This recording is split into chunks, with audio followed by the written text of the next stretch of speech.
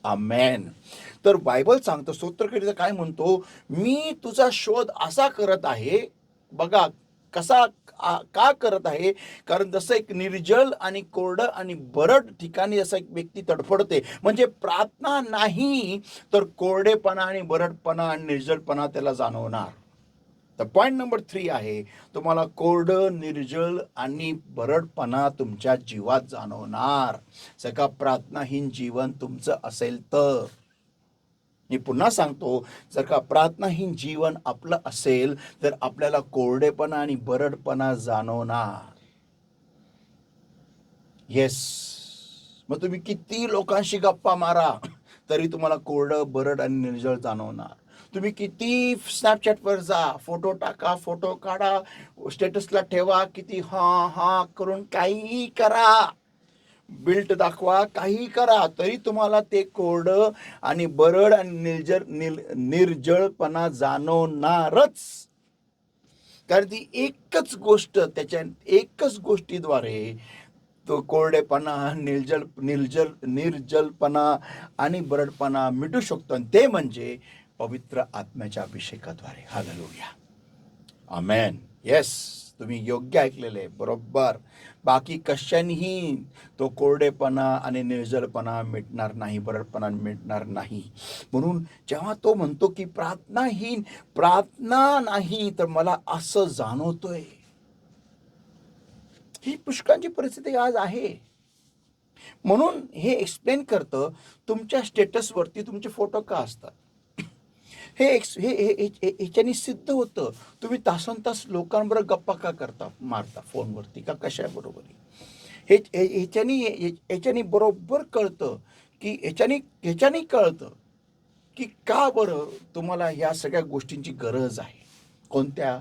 या सोशल मीडियाची गरज. Instagram, Snapchat, Facebook, WhatsApp, का ह्याची गरज आहे का? जेवण खाताना फोटो, जेवण चाकताना फोटो, हे तिथं गेले फोटो, तिथं गेले, हे का करावं लागत आहे तुम्हाला? कारण तुम्हाला हे निर्जळ आणि बरड आणि कोरडं पण जाणवत आहे जीवाला इथं. म्हणून तुम्ही काय करत आहे, प्रार्थना करत नाहीये. तर कुठून हे मिटू शकतं, ते प्रयत्न चाललेला आहे, धडपड चाललेली आहे. मी तुम्हाला अनुभवातून सांगतो, हे मिटणार नाही. हे कशातूनही मिटणार नाही, फक्त पवित्र आत्म्याच्या अभिषेकाद्वारे. करून बघा, आज रात्री करून बघा आणि बघा तुम्हाला कसं फील होतं. I challenge you on this point. Okay, पुढे आता point number 4, everything will be tough. Everything will be tough. Everything म्हणजे सगळं काय कठीण राहील. इव्हन असं म्हणतो मी की कधीतरी केलेली प्रार्थना ती पण कोरडी असणार. अनुवाद 28 वचन 23. अनुवाद 28 वचन 23. Deuteronomy 28 verse 23. And thy heaven that is over thy head shall be brass, and the earth that is under thee shall be iron. बघा काय लिहिलेलं, वाचा मराठीमध्ये.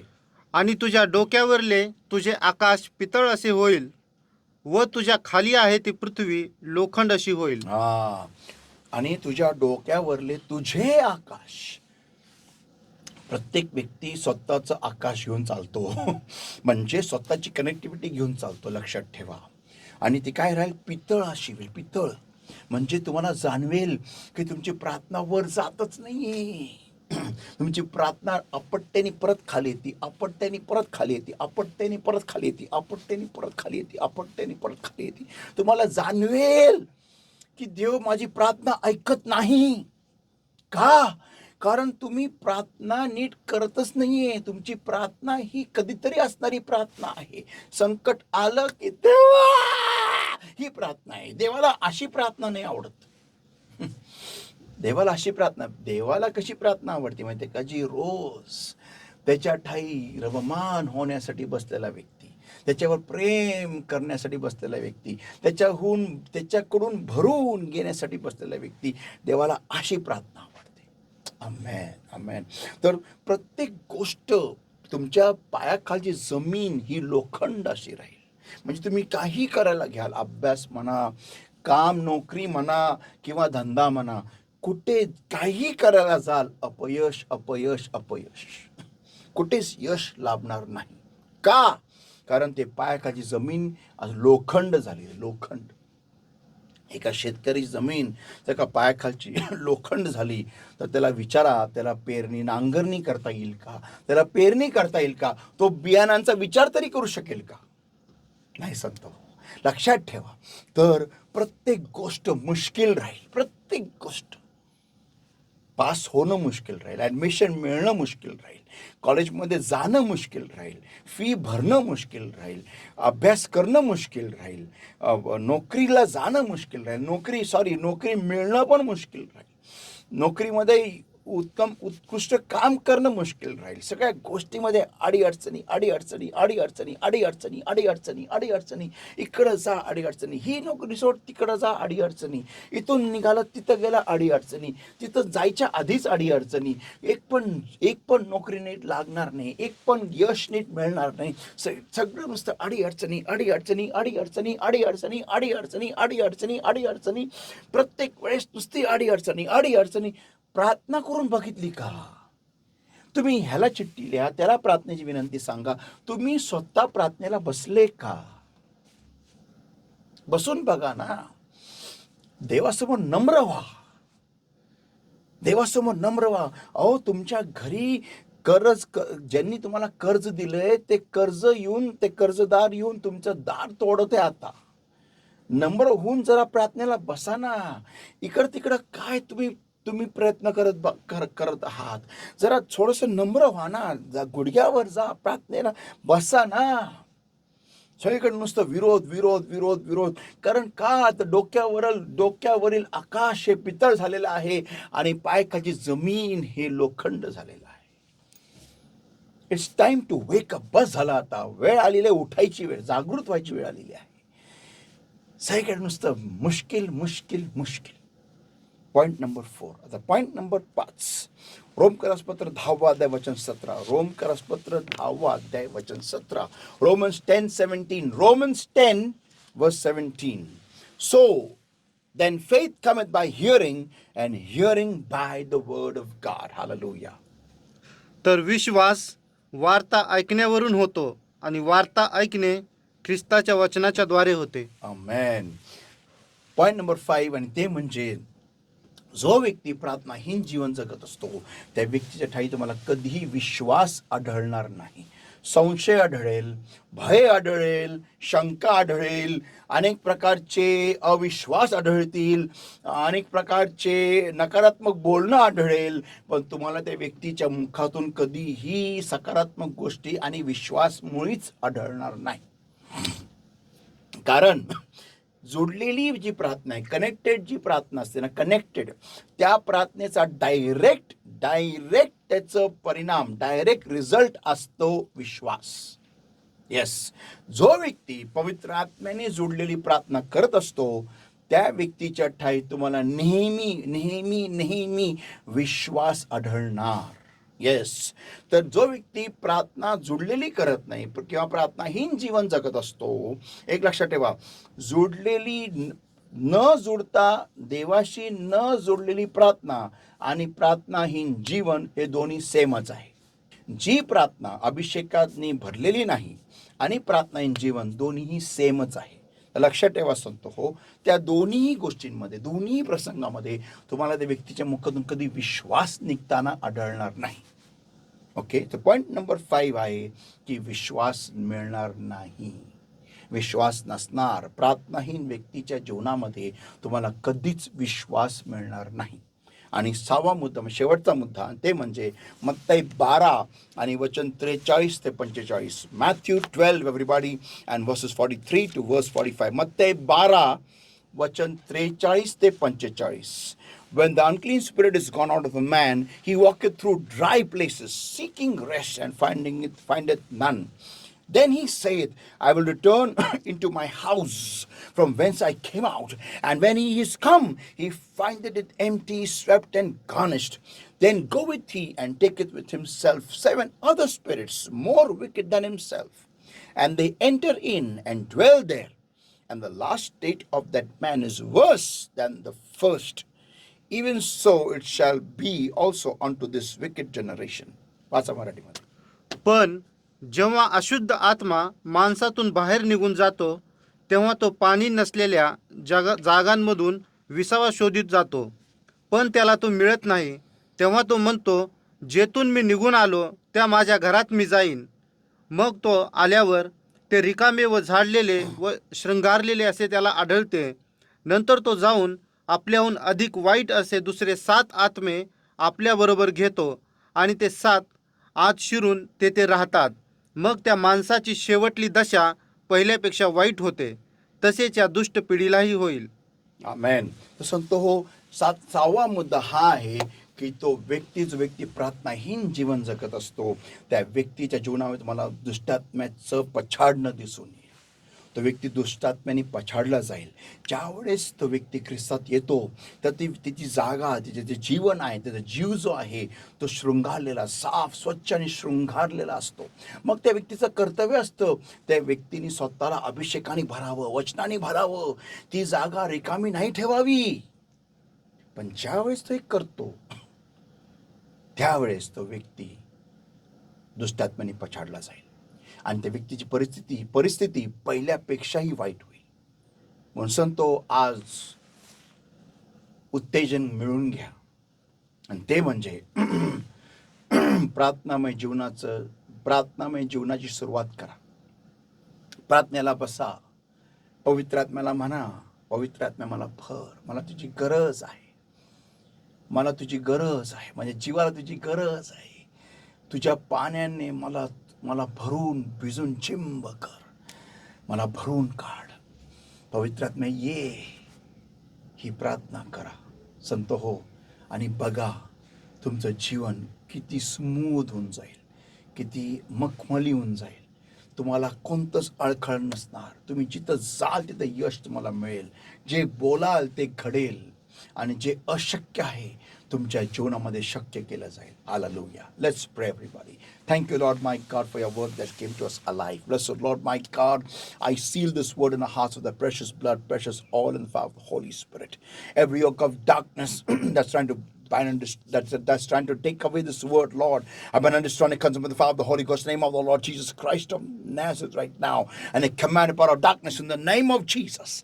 Get out, come out in Jesus' mighty name. And blessed Lord my God has set the people free now in the name of the Lord Jesus Christ of Nazareth. Holy Spirit of God, you take charge. Lead us in this time, Lord. And thank you, Lord, my God. Help us to bring forth fruit 100-fold according to this word, Lord. Thank you, Jesus, and for the victory that you've given to us, Lord. And I pray, Lord, my God, ignite the fire of prayer in your people's hearts. This is my prayer unto thee. In Jesus' name I pray and I ask. Amen. Hallelujah. So God bless everybody. आणि असंच तुम्ही प्रार्थनेमय जीवनाला सुरुवात करा. जर का तुम्ही केलेली नसाल तर आजपासून सुरुवात करा आणि अनुभव घेऊन बघा की कसं तुमच्या जीवनामध्ये सगळ्या गोष्टी सोप्या केल्या जातात. Hallelujah. God bless everybody. Love you all. आणि आत्म्याच्या अंतराळामध्ये गरुडांप्रमाणे उंच भरारी मारा. God bless you everyone.